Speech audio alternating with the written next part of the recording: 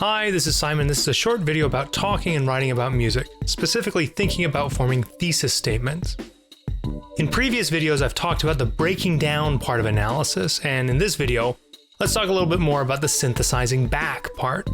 A thesis statement is a great way to do that, as it's going to serve as a summary of the analysis that you've done, and a unifying statement about what you're talking about or what you're writing about.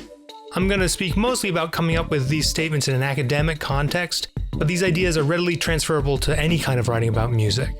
Our goal, again, is insight. Whatever you've been looking into in analysis, harmonies, melodies, rhythms, motive samples, we need to now find a way to use those parts to talk about the whole work, the complete piece of music.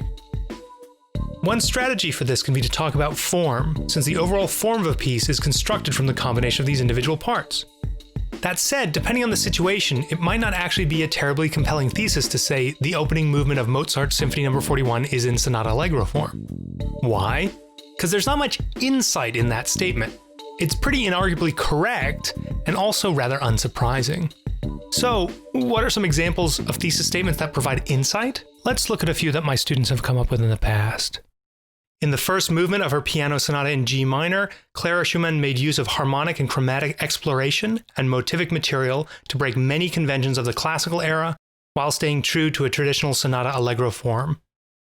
Here we see the author is going to talk about form and focus on the structure of the music, but the point of interest this author is bringing up is where Clara Schumann departs from the traditional form and provide insight about what conventions are broken in terms of harmonic and chromatic exploration and the motivic material. Here's another.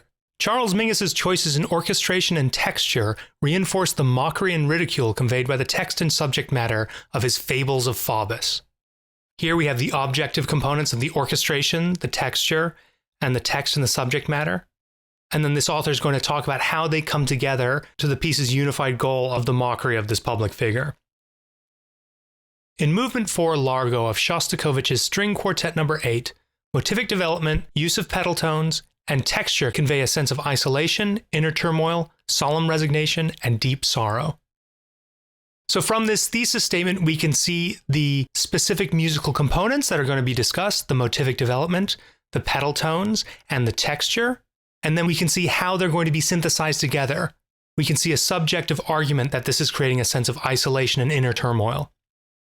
In Rauha Niedmine, Veho Tormis contextualizes ancient Balto-Finnic and Estonian folk idioms of rune-based poetry and song, with modern compositional techniques of octatonicism, tone clusters, vowel elision, and Sprechstimme alongside a nationalistic political message.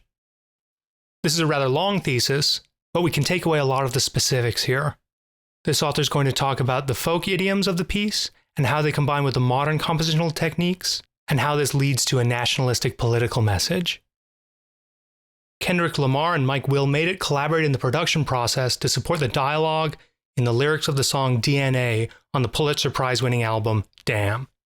We can read from this statement that they're going to talk about the production process, so perhaps they have interviews with these musicians or other quotations. Then I would guess they're going to talk about the specific elements of that production process and how they support the text of the song, how they support the lyrics of the song. Of course, all of these statements are going to require some support, which we'd hope the rest of the paper or presentation contains. But assuming these statements are supported, I think these authors have done well in constructing a larger statement about what they've discovered through the analysis of the individual components of these pieces. It's very challenging to construct a thesis statement if you haven't yet looked at these individual components, which makes sense because of course we have to break down the piece before we can synthesize that back into a larger opinion or larger take on it.